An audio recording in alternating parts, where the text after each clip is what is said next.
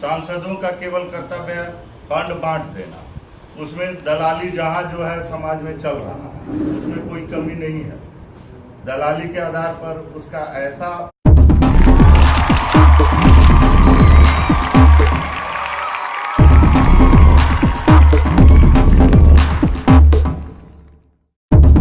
बात हमारे पार्टी द्वारा नालंदा जिला में प्रेस वार्ता रखी गई है। आप सभी बंधुओं को इसके लिए बधाई और नमस्कार। हमारी पार्टी कर्पूरी जनता दल बिहार में 4-5 सीटों पर चुनाव लड़ रही है, जिसमें से एक नालंदा है। नालंदा सीट से मुझे उम्मीदवार बनाया गया है। मेरा नाम संजय राजेश है और हमारा चुनाव चिन्ह ट्रक छाप हमारा चुनाव है, चिन्ह है। हम लोग बड़ी मुस्तैदी से यह चुनाव लड़ने के लिए कृत संकल्पित हैं।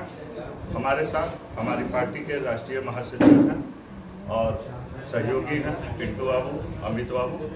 हम लोग मिलकर निर्णय लिए कि चुनाव लड़ा जाए, जिसमें राष्ट्रीय अध्यक्ष हमारे प्रोफेसर रामबदन राय जी ने सहयोग दिया।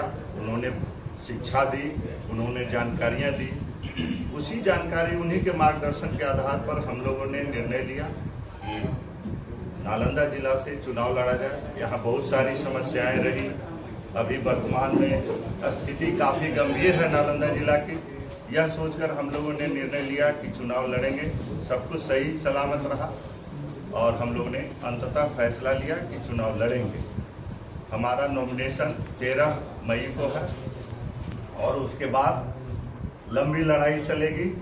1 जून को वोटिंग होगा, फिर आगे जो निर्णय होगा जनता का, उसके हिसाब से हम लोग आगे काम करेंगे। लेकिन सबसे पहले हम लोग को यह बताना चाहिए कि हमारी पार्टी का सिद्धांत क्या है। कर्पूरी जनता दल 1 साल पहले ही आई अस्तित्व में। हमारी पार्टी नई पार्टी है, लेकिन सबसे बड़ी बात है कि अति पिछड़ों की कोई पार्टी बिहार में अस्तित्व में नहीं रही। हमेशा अति पिछड़ों को छला जाता रहा। 36% बिहार में आबादी है अति पिछड़ों की। उसके बावजूद इसमें कोई ऐसा संगठन करता नहीं रहा।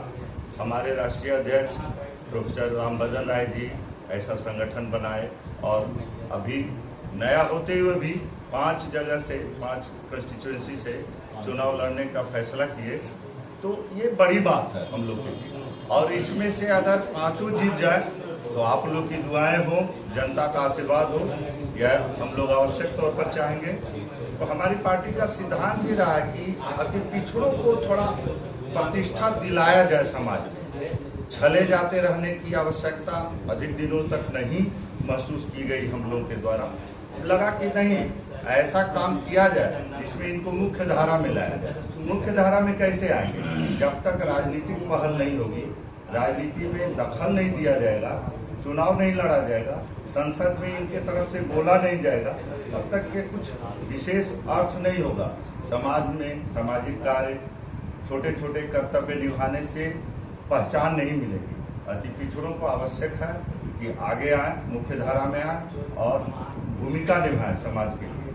तो हम लोग सभी मिलकर यह निर्णय लिए कि जब चुनाव लड़ेंगे तो क्या क्या करेंगे। सबसे पहले तो यह आवश्यक है जानना कि बिहार की समस्याएं क्या है। बिहार में बहुत ज़्यादा समस्या आज के तारीख में विद्यमान है। जैसे सबसे बड़ी बात है बेरोजगारी। बेरोजगारी इतनी बड़ी है, बेरोजगारी केवल सरकारी नौकरी मिल जाने से नहीं दूर हो जाएगी। बेरोजगारी तब दूर होगी जब हमारे यहाँ रोजगार के उपाय होंगे। रोजगार के उपाय, शिक्षकों की बहाली मात्र से नहीं पूरी हो जाएगी, दरोगा की बहाली, बीपीएससी से बहाली, इन सब से रोजगार का अंश मात्र पूरा होगा प्राप्ति का। असल यह होगा कि प्राइवेट सेक्टर में स्वरोजगार, उद्यमी योजना, ये सब फलीभूत हों बिहार में। ये सब की बड़ी समस्या है यहाँ जो भी केंद्र सरकार द्वारा कार्यक्रम चलाए जाते हैं, योजनाएं लाई जाती हैं, उन सब का धरातल पर बहुत कम प्रयोग होता है। आप सभी लोग भी देखे होंगे, यहाँ धरातल पर योजनाएं लागू ही नहीं होती है। सांसदों का केवल कर्तव्य है फंड बांट देना। उसमें दलाली जहाँ जो है समाज में चल रहा है उसमें कोई कमी नहीं है। दलाली के आधार पर उसका ऐसा बंदरबाट होता है फंडों का कि जमीन पर जनता को 20-25% ही प्राप्त होता है। जैसे रोड बनाना है, नली गली बनाना है, जो भी योजनाएं हैं, स्वरोजगार संबंधी योजनाएं तो हमको नजर ही नहीं आया। मैं 2019 से 2024 अभी 5-6 साल हो गया है राजनीति में सामाजिक तौर पर कार्य करते रहा हूँ। चुनाव पहली बार लड़ रहा हूँ, लेकिन सामाजिक कार्य करने के दौरान राजनीतिक स्थितियाँ साफ उजागर हो जा रही हैं। यहाँ कार्य सही से बिल्कुल नहीं हो रहा। कागजी तौर पर हमारे मुख्यमंत्री महोदय आदरणीय श्री नीतीश कुमार जी कागजी तौर पर बहुत बलवान हैं। उनके पास कंप्यूटराइज सिस्टम बहुत ज़्यादा है, सब चीज़ का पेपर तैयार है, लेकिन ज़मीन पर उसका काम बहुत कम हो रहा है। जैसे आप ब्लॉक में भी देखेंगे, वहाँ भी भ्रष्टाचार, अनियमितता बहुत ज़्यादा है। सर्वे हुआ पिछले दिनों, सर्वे में समस्याएं बहुत उभरी, हर गांव के लोग त्रस्त रहे। देखिए, दस्तावेजों से जुड़ी समस्याएं जो भी रही, तो ये सब तो समाज में पूरे तौर पर विद्यमान है। जमीन संबंधी विवाद, उसका कोई हल अभी तक नहीं निकाला गया। 20 वर्षों से बिहार राज्य में वर्तमान में मुख्यमंत्री श्री नीतीश कुमार जी ही हैं, तो लगभग 20 वर्षों से, तो 20 वर्षों में हुआ क्या? जमीन संबंधी एक भी विवाद नहीं हल हुआ। कोर्ट का चक्कर लगाते लगाते लोग थक ही गए। भ्रष्टाचार ब्लॉक में इतना देखा है कि जमीन के मामले बोले थे कि थाना के साथ मिलकर आप लोग हल कर लीजिए, सीओ साहब लोग, तो सीओ साहब थाना मिलकर कौन सी समस्या हल कर दिए? आप लोग प्रेस बंधु बताएं कि कहीं कोई हल होते देखा है क्या? कहीं हम तो नहीं देखे हैं कि कहीं कोई हल हुआ है समस्या का। थाना और सीओ साहब मिलकर जो भी हल निकालने की कोशिश करते हैं, केवल वार्ता तक सिमट जाता है। तो कब ऐसा लंबा प्रयास करेंगे जिसके आधार पर बिहार के लोग संतुष्ट हो जाएंगे कि हाँ, अब कुछ तो हल निकला है समस्याओं का? जैसे आप देखिए, रोजगार का हल, रोजगार का कौन सा हल है? हर कोई अपनी पीठ थपथपा रहे हैं। आरजेडी वाले अपना पीठ थपथपा रहे हैं कि हमने 8 लाख नौकरी देने में बड़ा योगदान दिया। नीतीश बाबू जी बोलते हैं कि हमने इतने सालों में 18-20 वर्षों में 20 लाख नौकरियां दी। समस्याएं कितनी अधिक हैं? बिहार की आबादी 13 करोड़ है। 13 करोड़ में 20 लाख 10 लाख बोलने से नहीं हो जाएगा। सबके लिए संसाधन मुहैया कराना होगा। सारे कार्य सरकार के हैं, ऐसा नहीं है। बहुत सारे राजनीतिक लोग गलत प्रयोग कर लेते हैं कि सड़क, बिजली, पानी सरकार का ये कार्य है। सरकार का ये कार्य नहीं है। सरकार इतने से काम नहीं चलेगा, इतना तो आवश्यकता है। सड़क, बिजली, पानी, बिजली तो सरकार बेच ही रही है। बिजली की तो हालत ऐसी है कि आज जितना सरकार का लागत है, देखिए पहले पेपर में आप लोग भी देखते होंगे, निकलता था कि कितनी विद्युत आपूर्ति की गई, कितना आवंटन है, कितना हम खरीद पाए, कितना माइनस में चल रहा है हमारा राज्य। अब वो सब छपना बंद हो गया। अब नहीं बताया जाता कि सरकार कितने की बिजली कितने में खरीदी और कितना सरकार का कमाई हो रहा है। अगर बिजली से कमाई हो ही रही है तो क्यों नहीं कृषि करने वाले लोगों को माफ कर देते हैं आप बिजली? क्यों सिंचाई पर बिजली का दर उतना लेते हैं? हाउस होल्ड में जो बिजलियां हैं, कॉमर्शियल सेक्टर में उनका मूल्य इतना अधिक है, प्रति यूनिट दर इतना अधिक है कि वे लोग काफ़ी परेशान होते हैं। आप लोग अगर वहाँ सर्वे करेंगे तो स्पष्ट हो जाएगा कि सरकार को कोई घाटा बिजली से नहीं है, वो तो बेचने का काम कर रही है। रहा मुद्दा सड़क का, टोल टैक्स केंद्र सरकार इतना अधिक लेती है कि केंद्र आधारित जो भी सड़कें बनती हैं केंद्र की योजनाओं के आधार पर, उसमें सरकार को कोई घाटा वाटा नहीं है, फायदा ही है। राज्य सरकार कुछ सड़कें बनवाई, यह हम भी मानेंगे, सभी लोग मानते हैं समाज के लोग। तो केवल सड़क बना देने से सारी समस्याएं समाप्त तो नहीं हो जाएंगी। दूसरा, आप सबसे पहले ये देखिए कि एक कोई भी उम्मीदवार अधिकतम क्या कर सकता है? वो अपने जिले की समस्याओं पर ध्यान केंद्रित करना चाहेगा। हम अगर आप लोगों के सामने बड़ी बड़ी बातें बोले कि यह पार्टी ऐसा कर रही है, वह पार्टी का सिद्धांत गलत है, हर कोई बोल लेता है, लेकिन वो बोलने मात्र से यह नहीं साबित हो जाएगा कि आप अपने क्षेत्र की कोई एक संसद का उम्मीदवार एक क्षेत्र से, जैसे यहाँ नालंदा जिला, ध्यान केंद्रित करना चाहिए नालंदा जिला की समस्याओं पर। यहाँ समस्याएं क्या है कि हम सभी मिलकर सबसे पहले भ्रष्टाचार दूर करें। यहाँ सबसे बड़ा रोजगार के मुद्दे एक उम्मीदवार तक सीमित नहीं है, केवल वो संसद में बातें उठा सकते हैं, सबसे आग्रह कर सकते हैं कि रोजगार मुहैया कराया जाए। यह मुख्यमंत्री का विशेषाधिकार होता है, वो जैसे निर्णय लेंगे उसके आधार पर चलेगा। लेकिन एक सांसद अपने क्षेत्र में भ्रष्टाचार को दूर कर सकता है। भ्रष्टाचार का दोषी कौन आप करते हैं? भ्रष्टाचार का दोषी हम सभी हैं, लेकिन सरकार उसका पुष्टिकरण करती है, भ्रष्टाचार को बढ़ावा देती है, अफसरशाही को बढ़ावा देती है। जितनी अफसरशाही का दुरुपयोग बिहार में है उतना कहीं नहीं है। आप किसी ब्लॉक में चले जाइए, आपको 1 दिन 2 दिन में आपका काम करके नहीं दिया जाएगा, आपको तारीख दिया जाएगा। वो जो लोक सेवा अधिकार अधिनियम बिहार में लागू है उसका नियत तारीख बता दिया जाएगा। जो भी छोटे मोटे सर्टिफिकेट बनाने हो, आपको म्यूटेशन कराना हो, म्यूटेशन में देखते हैं कितनी समस्याएं हैं, सभी लोग जानते हैं इसको। वहां भ्रष्टाचार अधिकतम है। सर्वे जो हुआ गांव में, वहां भ्रष्टाचार चरम पर था। आप छोटे छोटे कामों में देखिएगा, जहां भी जनता को कोई काम लगता है। थाना में भ्रष्टाचार अधिकतम है बिहार में। बिहार में थाना जितना दुरुपयोग करता है अपने पावर का, उतना हम और कहीं नहीं देखते। आज एक मंच पे कई नेता उतर रहे हैं बिहार से, इस पे क्या कहना चाहते हैं? जी, नेताओं का देखिए, हम लोग एकदम असली तौर पर नेता बनना चाहते हैं, असली नेता। देखिए, हम लोग बच्चे में किताब में पढ़ते थे, नेता हुआ होता है जो झूठ बोलता है। बच्चे का किताब में लिखा हो 4th 5th क्लास में। तो नेताओं का काम क्या है? जो बड़े बड़े नेता हैं कुछ भी बोल देंगे कभी भी। जैसे हमारे जितने नेता आज उतर रहे हैं बिहार शरीफ में आएंगे, उनका काम क्या है? आज सहयोग में रहेंगे, कल विरोध में रहेंगे। जब विरोध में रहेंगे तो उल्टी बातें करेंगे, सहयोग में रहेंगे तो उनके समर्थन में बोलेंगे, फिर जिनके विरोध में आ गए उनके विरोध में बोलेंगे। तो इनका अस्तित्व किस आधार पर? केवल विरोध करना एक दूसरे का। विरोध आप कीजिए वैसी शक्तियों का जो समाज के लिए दुरुपयोगी है, समाज के विरोध में, उनका विरोध कीजिए, न कि एक दूसरे का विरोध कीजिए। एक दूसरे का विरोध करके आप कभी सफलता हासिल नहीं करेंगे। हमारा काम यह नहीं है। हम केवल आपके माध्यम से बताना चाह रहे हैं कि विरोध आपसी इन लोगों का बहुत ज्यादा है। इसीलिए हम लोग ने जनता के सहयोग से, जनता के कहने पर, समझाने पर हम लोग चुनाव लड़ना चाहे हैं। और हम लोग पूरी मुस्तैदी से समाज के एक एक वर्ग के लिए काम करेंगे। हमने अति पिछड़ों की बात की, अति पिछड़ा को लीडर रहने कहा। यह नहीं कहा कि अति पिछड़ा का केवल कल्याण किया जाएगा। हमारे क्षेत्र में अगर संसद सदस्य चुने जाते हैं तो हमारा काम यह नहीं होगा कि हम केवल अति पिछड़ों का काम करेंगे, यह नहीं। आजकल देखिएगा बिहार में एक प्रचलन है, जो मेरा वोटर कोर है, जाति समुदाय के आधार पर कोर वोटर ये लोग गिनते हैं।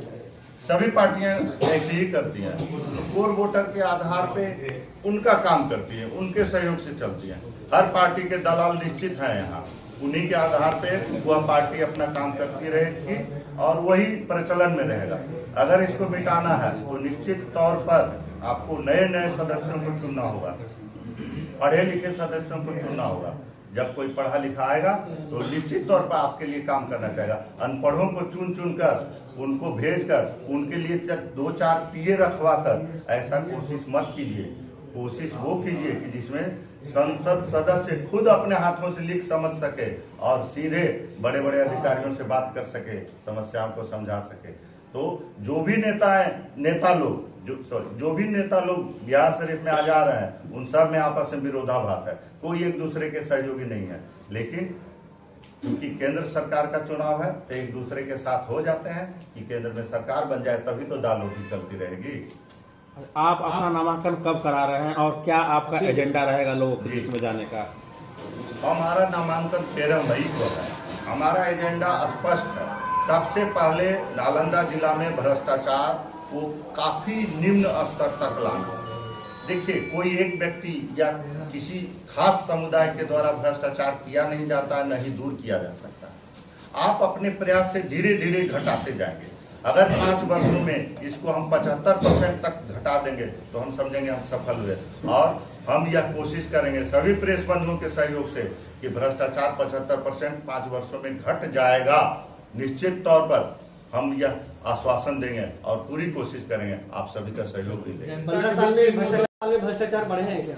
15 साल पिछले 2005, 10, 15, 20 इतने चुनाव हुए, मुख्यमंत्री आदरणीय श्री नीतीश कुमार जी रहे, भ्रष्टाचार हमको लगता है एक्सपोनेंशियल रेट से बढ़ा है। एक्सपोनेंशियल बहुत तेजी से बढ़ने वाला एक ग्राफ होता है, उसी रेट से बढ़ा है बिहार में भ्रष्टाचार। आप किन मुद्दों को लेकर से जनता के बीच जा रहे हैं? हमने पहला मुद्दा बताया भ्रष्टाचार, उसके बाद हमारा दूसरा मुद्दा है सामाजिक समस्याओं का निराकरण। सामाजिक समस्याएं क्या है? आजकल उसकी चर्चा कोई नहीं करना चाहता, सब बड़ी बड़ी बातें करके भाग जाते हैं नेता लोग। अब बताइए सामाजिक समस्या क्या है? सबसे बड़ी समस्या है जमीनी विवाद। एक दूसरे के साथ इतना जमीनी विवाद है, कोई सीओ साहब बैठकर सामाजिक तौर पर कोई संसद सदस्य विधायक कभी समाज के हित में दो गुटों को जो आपसी संघर्ष है उनको बैठा कर यह बात नहीं करते हैं कि समस्या को सुलझा लिया जाए। किसी के एक के तरफ हो जाएंगे और समस्या को बढ़ावा देंगे, मामला कोर्ट में चलता रहेगा। तो इस सामाजिक समस्या को दूर करना मेरी दूसरी प्राथमिकता है। तीसरी, हर पंचायत स्तर पर जो भवन है उन भवनों का सुदृढ़ीकरण किया जाएगा, नव निर्माण किया जाएगा। सबसे पहले तो एक चीज हम देखते हैं, गांव में विवाह के लिए सबके घर छोटे होते जा रहे हैं। अब किन्हीं के पास बहुत बड़ा घर नहीं बचा, अगर किन्हीं एक दो के पास है तो वो अपना घर पूरे समाज को शादी के लिए तो नहीं दे देंगे। तो एक विवाह भवन हर पंचायत में, करीब 250 पंचायत नालंदा जिले में है। अगर मैं संसद सदस्य चुना जाऊंगा तो मैं निश्चित तौर पर हर पंचायत में विवाह भवन बनाने की पहल करूंगा। यह हमारी तीसरी प्राथमिकता है। चौथी यह कि जो भी ब्लॉक है उस ब्लॉक स्तर पर कृषि के उपकरण, कृषि के साधन और साथ में बीज, सिंचाई, ये सब की व्यवस्था सरकार जितना उपाय बताती है और कागजों में जितना लिखित होता है, क्या जमीन पर आ पाता है? नहीं। क्या होता है कि वो वहीं से दलाली करके बेच दिया जाता है मूल्य लेकर। जनता को तो, गरीब जनता को तो पता ही नहीं है कि कैसे साधन का वितरण होगा, किन्हीं को स्पष्ट आइडिया भी नहीं होता। और आप देखिएगा, आप बोले 15 वर्षों में भ्रष्टाचार की बात, 15 वर्षों में हमने देखा सिंचाई के साधन विलुप्त हो गए हैं। सरकार के जितने सिंचाई के साधन थे, नहर और नलकूप, ये दोनों समाप्त हो चुके हैं। आप लोग कहीं भी नालंदा जिला में नहर को नहीं देखेंगे कि पानी छोड़ा गया, सरकार के द्वारा इसके लिए उपाय किया गया। हाँ, गंगा जल को यहाँ से वहां ले जाने कर पुष्टिकरण जरूर किया गया। ऐसे कार्य में नहीं शामिल रहा कि जिससे आप लोग यह कह दें कि मैं आरजेडी का सदस्य रहा, लेकिन कोशिश जरूर किया कि आरजेडी के साथ काम करने का प्रयास करूंगा। फिर बीजेपी के साथ भी काम करने का प्रयास किया। आरजेडी के साथ काम नहीं किया, शुरू में कोशिश की। बीजेपी के साथ 1 वर्ष तक काम किया और बीजेपी जब यहाँ से चुनाव ही नहीं लड़ रही है, वही व्यक्ति बार बार चुना जाएगा कि यहाँ नॉमिनेशन है। नॉमिनेशन किनका होता है? एक ही संसद सदस्य का, एक ही सांसद का। नॉमिनेशन हो गया, बस वही अब जीतेंगे, 3 बार तय किया गया। तो जनता तो आंदोलित होगी ना। भारतीय जनता पार्टी के कार्यकर्ता अभी पूरी तरह रोष में है। उन्हीं के तो समझाने बुझाने कहिए, उनकी नजरों को देखकर, उनके आक्रोश को देखकर हम भारतीय जनता पार्टी के साथ काम कर रहे थे। तो हम स्वतंत्र रूप से काम कर रहे थे, हम सदस्य नहीं थे। तो हमने सोचा कि चुनाव लड़कर ही जनता के सामने बात रखी जाएगी। मान लिया आपके साथ कुछ जनता है, पूरी नालंदा जिला की जनता तो नहीं है, उनको तो बात समझाना होगा कि आप लोग अब छोड़ें। देखिए, एक बात और है, हमारे मुख्यमंत्री महोदय 1.5 वर्षों तक ही बिहार में मुख्यमंत्री रह पाएंगे, ऐसा उन्होंने खुद कहा। तो आप उनके द्वारा निर्देशित व्यक्ति को 5 वर्षों तक चुनने का कौन सा कार्य करेंगे? तो नया तो चुना जाना चाहिए। अब उनके इशारे पर या किन कारणों से माले यहाँ लड़ने आई है, बाहर से प्रत्याशी। देखिए, एक बात और है, 2009 में यही सांसद चुने गए, 2014 में ही चुने गए, 19 में ही चुने गए। इनके खिलाफ प्रत्याशी ऐसा दिया जाता है जो नालंदा जिला का नहीं हो। तो आप लोग को तो खुशी होनी चाहिए कि नालंदा जिला का एक बेटा आया, अपनी मर्जी से, छोटी पार्टी है मान लिया जाए, अभी नई पार्टी है, उससे टिकट लेकर चुनाव लड़ना चाहा और इसके पहले कभी चुनाव नहीं लड़ा। सांसद का बयान आया कि मेरे कार्यकर्ता को कटवा रहे हैं जी, माले जी, सांसद साहब का ये बयान है कि माले हत्यारों की पार्टी है। एक बात बताइए, 28 जनवरी को इन्होंने उनसे समर्थन अलग कर, तब माले हत्यारों की पार्टी। जब आपके साथ थे, मैंने तो कभी किसी आरजेडी कार्यक्रम में भाग नहीं लिया, बीजेपी के साथ काम किया। मैं आज भी कहता हूँ, मैं इस तरह का विचार रखता हूँ जो बीजेपी के सहयोगी में है। सहयोगी होने का मेरे ऊपर ठप्पा लग सकता है, लेकिन मैं बीजेपी का सदस्य नहीं हूँ, इसलिए मैं तो स्वतंत्र रूप से चुनाव लड़ सकता हूँ। लेकिन जो सांसद साहब ने बोला हत्यारे की पार्टी मालिक को, अभी कांग्रेस को बहुत बुरा भला कर रहा है। कल उसी कांग्रेस के सहयोग से इनके जो मुख्यमंत्री साहब हैं वो प्रधानमंत्री बनने चले थे, तो उनका कहने का कोई औचित्य ही नहीं है। हो सकता है हम लोग पर भी कुछ बोल दे, बोलने का कोई अर्थ नहीं। अपने काम से मतलब रखें, मुझे भी अपने काम से मतलब रखना है। आप एक सांसद बनने जा रहे हैं, आप पार्टी के नाम क्या होता है सचिव, ऐसा भी पद नहीं है, आपके पास कोई भी प्रवक्ता का पद नहीं। सांसद को तो जरूरत ही नहीं किसी पार्टी के बारे में बोलने की। आप सिर्फ ये बोलिए कि हमारे यहाँ काम क्या हुआ, हम क्या काम करने जा रहे हैं। अपना घोषणा पत्र रखिए। आप लोगों के सामने 13 मई को मैं अपना घोषणा पत्र रखूंगा, पार्टी का घोषणा पत्र बताऊंगा और विस्तृत तौर पर यह चर्चा करूंगा कि कैसे हमारी पार्टी पूरे बिहार में काम करेगी। क्या लगता है में या ऐसे ही कोई 2-4 प्रेस वाले पूछ लिए संजोगवश राह चलते कि आप बताइए क्या हालत है इसका, मतलब बीजेपी पार्टी का, तो उन्होंने झट से बोल दिया बजरंग दल को बैन करना चाहिए। उन्होंने असभ्य भाषाओं का भी प्रयोग किया, जिसमें कहा कि क्या किसी के बाप का श्राद्ध है, ऐसा उलूल जलूल शब्द का प्रयोग किया। आज माले को वैसे ही शब्दों से नवाज रहे हैं। तो आप बताइए भारत में 85% आबादी हिंदुओं की है, आप तुष्टीकरण करने के, देखिए मुसलमान भाई सब ये नहीं कह रहे हैं कि हमको तुष्टीकरण कीजिए और हिंदुओं को गाली दीजिए, उन्होंने कभी डिमांड नहीं किया है। आप खुद ही उनका वोट लेने के लिए, हासिल करने के लिए कभी इधर बोलते हैं कभी उधर बोलते हैं।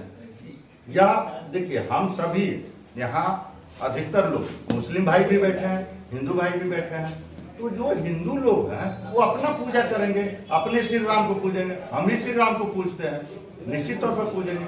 अब उनकी समस्या क्या है, देखिए इन लोगों की यही तो बात हम पहले ही बोलते रहे कि इन लोगों की समस्या यही है कि किसी तरह वोट हासिल करना बरगला कर, और किसी के विरोध समर्थन में नहीं है, बस वोट हासिल करेंगे, सत्ता मिल गया जाकर सो जाएंगे, कुछ काम नहीं करेंगे। हाँ, लेकिन एक बात हम आवश्यक तौर पर कहेंगे, बिहार शरीफ में जो दंगे हुए उसमें सरकार ने तुष्टीकरण किया, और जिस समाज के साथ जो गलत व्यवहार हुआ उसका इलाज करना चाहिए था, व्यवहार का इलाज करना चाहिए था, व्यक्ति का नहीं। मतलब कि आप उनको साधन देते, सुविधाएं देते कि ऐसा न हो।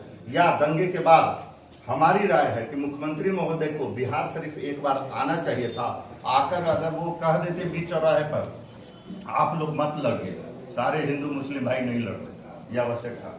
कौशलेंद्र तो बैन करा दिया बजरंग दल को। हाँ, बजरंग दल के भाई बंधु हमसे बहुत ज्यादा संबंधित भी हैं पुराने तौर पर। कौशलेंद्र बाबू जब सांसद नहीं थे तभी वो लोग हमसे मिलते जुलते आते जाते थे, जब छोटे छोटे थे। आज वो लोग आतंकवादी हो गए। देखिए समस्या क्या है, बीजेपी के साथ रहते हैं तो कहते हैं कि माले आतंकवादी हो, और माले के साथ रहते हैं कहते हैं बीजेपी आतंकवादी हो। क्या वो लड़के जो महावीर जुलूस निकालते थे आतंकवादी हो गए इन लोगों की नजर में? देखिए दोहरी नीति, आप लोगों ने बहुत अच्छा सवाल किया, दोहरी नीति यही साबित होती है। आज भी बीजेपी के साथ है जदयू वाले, लेकिन उन्हीं भाई बंधुओं को जो महावीर जुलूस निकालते हैं किसी न किसी तरह केस में फंसाकर और उनको जेल भेजवाए हैं, आज भी उनका जेल से निकालने और उनका केस से अलग करने का कोई विधि नहीं लगा रहे हैं। क्या डीएम साहब एसपी साहब साथ बैठकर नहीं बताया जा सकता कि लड़के बच्चे हैं, इनको माफ किया जाए? इनके कोई ऐसा कार्य नहीं कर रहे थे। आपस में झगड़े हो जाना ये सामान्य बात है, समझा बुझाकर उसको निपटाया जाता है, मिल बैठकर बात किया जाता है, न कि बच्चों को जेल डाल दिया जाता है। सब नवयुवक हैं, इन लोग के साथ बिल्कुल जघन्य अपराध किया सरकार ने। तो क्या जदयू को बजरंग दल वाले लोग वोट करेंगे? बजरंग दल वाले, अरे जदयू के पास जिन समुदायों की बात करते हैं जदयू वाले, उन समुदायों में से कौन सा समुदाय इनका वोटर आज बचा है? आप देख लीजिएगा, बीजेपी की 17 सीट तो बच ही जाएगी, इनका 16 में से 1 आएगा या 6 आएगा, बस